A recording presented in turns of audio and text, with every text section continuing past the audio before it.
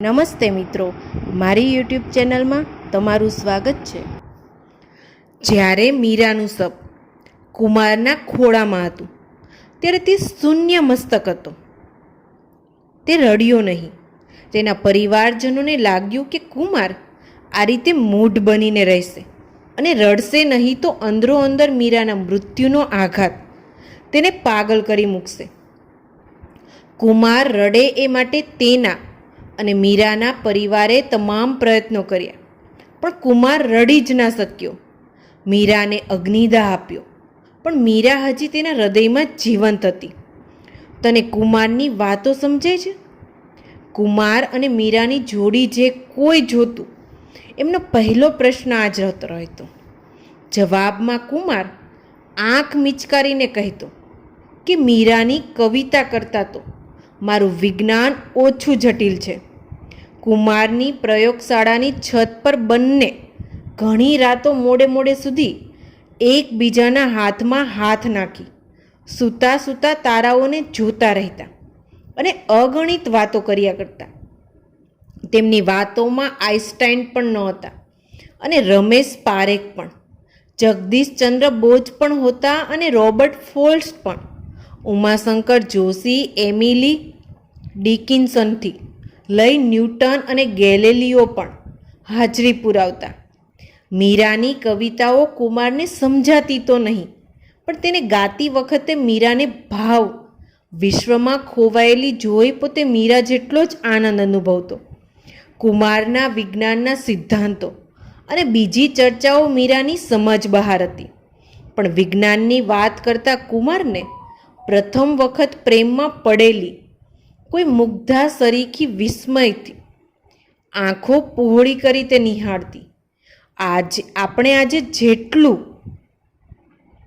The one નામનું movie જોયું, સાવ એવું જ તો નથી હોતું કે એક વિશ્વમાં જે તે વ્યક્તિ મરે તો તેની શક્તિ બાકીના વિશ્વમાં રહેલા તે વ્યક્તિઓમાં તબદીલ થાય. કુમારે છત પરથી દેખાતા એક નીલા તારાથી નજર હટાવ્યા વગર કહ્યું, મને તો કંઈ સમજાયું જ નહીં. મીરા પોતાની કોણીનો ટેકો લઈ જમણું પડખું ફરી કુમારની છાતી પર માથું ઢાળતા બોલી, આપણે ત્રિપરિણામિક વિશ્વમાં જીવીએ છીએ. લંબાઈ, પહોળાઈ અને ઊંચાઈ, કોઈ વ્યક્તિ કે વસ્તુનું સ્થાન આ રીતે નક્કી ન કરી શકાય. જેમ કે તેનો એક્સ આટલો, વાય આટલો અને ઝેડ આટલો. જો કે વિશ્વ આમ તો બ્રહ્માંડનું જ નિરપેક્ષ બિંદુ શોધવું મુશ્કેલ હોવાથી સમગ્ર વિશ્વ કે બ્રહ્માંડની કોઈ પણ વ્યક્તિ કે પદાર્થ માટે આપણને સાપેક્ષ ખ્યાલ જ મળી શકે. આઈન્સ્ટાઈનના મત મુજબ બ્રહ્માંડ ત્રિપરિણામિક નથી, પરંતુ તેનું એક ચતુર્થ પરિણામ પણ છે, અને એ છે સમય. સમય? મીરાએ આશ્ચર્ય અને કંઈ સમજ ના પડી હોય તેવા મિશ્ર ભાવથી પૂછ્યું. થિયરીઝ તો બહુ મોટી અને જટિલ છે, પણ તને ટૂંકમાં સમજાવું તો એક સાથે એક જ સમયે અનેકોનેક એક જ સરખા, આમ તો એક જ અનંત વિશ્વ, અનંત બ્રહ્માંડ અસ્તિત્વ ધરાવે છે. બ્રહ્માંડ એક અને અનંત સંખ્યામાં એક સાથે, અને એ પણ એક સમયે કઈ રીતે હોઈ શકે? તારી વાતો મને સમજાતી નથી. તેનો અર્થ એવો નહીં કે તું ગમે તે સમજાવે. મીરાએ થોડા રોષ સાથે કહ્યું, અરે પાગલ, એ થિયરી પર તો હું કામ કરું છું. અત્યારે આપણા જેવા જ બાકીના જે અનંત સંખ્યામાં બ્રહ્માંડ છે, તે ખરેખર તો આ જ આપણે જીવીએ છીએ તે જ બ્રહ્માંડ, પણ તેમાં કોઈ અલગ ઘટના હોય તેવું બની શકે. એક વિશાળ સભાખંડ સમજ કે જેને એક અનેક દરવાજા હોય. કોઈ પણ દરવાજો ખોલી અંદર આવીશ, પણ આવીશ તો એ જ સભાખંડમાં. ડાબી બાજુનો દરવાજો ખોલીશ તો તને સામેની બાજુ એટલે કે જમણી બાજુનું સમગ્ર દ્રશ્ય નજર ચડશે. જમણી બાજુના દરવાજેથી ઝાંકીશ તો ડાબી બાજુનું ઉપરથી જોઈશ તો સભાખંડ અને કંઈક અલગ દેખાશે, અને નીચે કાચનું તળિયું છે એમ સમજ, અને તેમાંથી જુએ તો કંઈ અલગ. એવું જ આ સમાંતર બ્રહ્માંડ કે વિશ્વમાં પણ હોય. માન કે કોઈ એવું યંત્ર માનવજાત પાસે આવી જાય કે જેનાથી એ આવા સમાંતર વિશ્વમાં પ્રવેશી શકે, તો એક દરવાજો ખોલી અને તે સમાંતર બ્રહ્માંડમાં જશે તો ત્યાં કોઈ અલગ ઘટના હોય. જેમ કે તે બ્રહ્માંડમાં તું અત્યારે તારા ઘરે ટીવી જોઈ રહી હોય અને હું મારા ઘરે સૂતો હોઉં. બીજા કોઈ બ્રહ્માંડનો દરવાજો ખોલીને પ્રવેશ કર તો એવું બને કે આ વિશ્વમાં આપણે એકબીજાને ઓળખતા પણ ના હોઈએ. ત્રીજો કોઈ દરવાજો ખોલીએ તો એવું બને કે અત્યારે હું મારી પ્રયોગશાળાની છત પર સૂતો તારા જોઈ રહ્યો અને તારાથી પણ વધુ સુંદર કોઈ અપ્સરા મારી બાજુમાં હોય.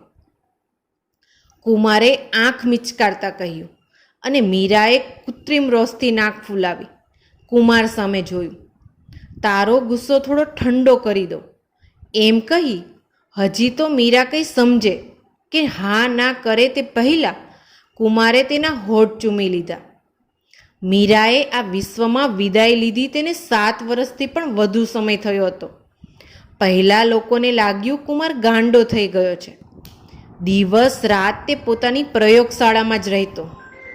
ખાવા પીવાનું કોઈ ભાન નહીં, શરીરનું કોઈ ભાન નહીં. મેલા ઘેલા શરીર અને કપડાં સાથે પ્રયોગશાળામાં જ પડ્યો રહેતો. તેના પરિવારજનોએ તેને સમજાવી ઘરે લઈ આવવા ઘણા પ્રયત્નો કર્યા. મીરાના પરિવારજનોએ પણ તેને ઘણી વખત મીરાને ભૂલી નવી વ્યક્તિ સાથે નવી જિંદગી શરૂ કરવા બહુ સમજાવ્યો, પણ તેને કોઈની એક વાત ના સાંભળી. બહારથી નીકળતા લોકોને ક્યારેક કોઈની મોટેથી મીરા મીરા એવી બૂમો સંભળાતી, ક્યારેક કોઈનો પોકે રડવાનો અવાજ સંભળાતો, ક્યારેક કોઈનું અટ્ટહાસ્ય સંભળાતું.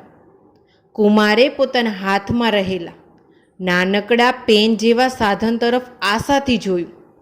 7 વર્ષથી જે સફળતાને પામવા તે તરસતો હતો તેની આજે ચકાસણી હતી. તેણે મીરાને યાદ કરી આશાભરી નજરે પેન જેવા સાધનની ટોચ પર રહેલું લીલું બટન દબાવ્યું અને સામે અંધકાર છવાઈ ગયો. તેને લાગ્યું કે જાણે તે હમણાં જ કોઈક વિશાળ ચકડોળમાંથી ફેંકાઈ ગયો છે. તેને ઉબકા આવવા માંડ્યા. મહા મુશ્કેલીથી તેણે પોતાની જાતને સંભાળી. ધીરે ધીરે તેને ભાન આવ્યું. સામેની એ જ ચિરપરિચિત દિવાલ જોઈ પોતાની પ્રયોગની નિષ્ફળતા અંગે તેને ગુસ્સો આવ્યો. પોતાના હાથમાં રહેલા પેન જેવા તે સાધનને ગુસ્સેથી ફેંકી દઈ તે લથડતા પગે બહાર આવ્યો અને ચોગાનમાં પોતાના ઘૂંટણીએ બેસી પડ્યો. 7 વર્ષનો થાક અને ઉંમર એક સાથે ગુણાકારમાં તેના પર લદાઈ ગયા. ગુસ્સાથી કાંપતો તે ત્યાં જ ઢળી પડ્યો. બીજે દિવસે સવારે સૂર્યની કિરણોએ તેને જગાડ્યો. થાકેલો હારેલો હતાશ કુમાર લથડતા કદમોએ બહાર નીકળ્યો. હજી તો 10-15 કદમ પણ નહીં ચાલ્યો હોય કે કોઈ સાથે અથડાયો. હતાશાથી નબળો બનેલો કુમાર એ નાનકડા ધક્કાથી પડવા જેવો થઈ ગયો. તમને વાગ્યું તો નથી ને? 2 કોમળ હાથોએ તેને સંભાળતા કહ્યું. આ તો મીરાનો અવાજ. કુમારે નજર ઊંચી કરીને જોયું તો સામે અદ્દલ મીરા જેવી જ દેખાતી યુવતી હતી. તેને પોતાની આંખો પર વિશ્વાસ ના આવ્યો. તેને પોતાની પેલી યુવતી તો જાણે કોઈ ભૂત જોઈ ગઈ હોય તેમ જોઈ રહી. 4 વર્ષ થઈ ગયા તને. તું ક્યાં જતો રહ્યો હતો કુમાર? તે તારી શું હાલત બનાવી દીધી છે? પેલી યુવતી રડમસ થઈ કુમારને વળગી પડતા બોલી. કુમાર ઉપર તેણે ચૂમીઓનો વરસાદ વરસાવી દીધો. કુમારનો પ્રયોગ સફળ થયો હતો. કુમાર એવા સમાંતર વિશ્વમાં હતો કે જ્યાં કુમાર કોઈ કારણસર 4 વર્ષથી ગુમ હતો. બંનેએ ત્યાં જ એકબીજા સાથે વાતોનો પટારો ખોલી નાખ્યો. સાંજ પડી ગઈ તોય તેમની વાતો ખૂટી નહીં. કુમારને લાગ્યું આટલો પ્રેમ તો તેણે મીરાને જાણે કોઈ દિવસ કર્યો નહોતો. તેમનાથી માત્ર 50-60 મીટર દૂર 4 આંખો સવારથી તેને તાકી રહી હતી અને આ સમગ્ર ઘટનાક્રમ જોઈ રહી હતી. આખરે 14 વર્ષની એ છોકરીએ પોતાના હાથમાંનું પેન જેવું એક સાધન રમાડતા રમાડતા પોતાની સાથે રહેલા વૃદ્ધને પૂછ્યું, તો આ રીતે તમે અને દાદી મળ્યા એમને?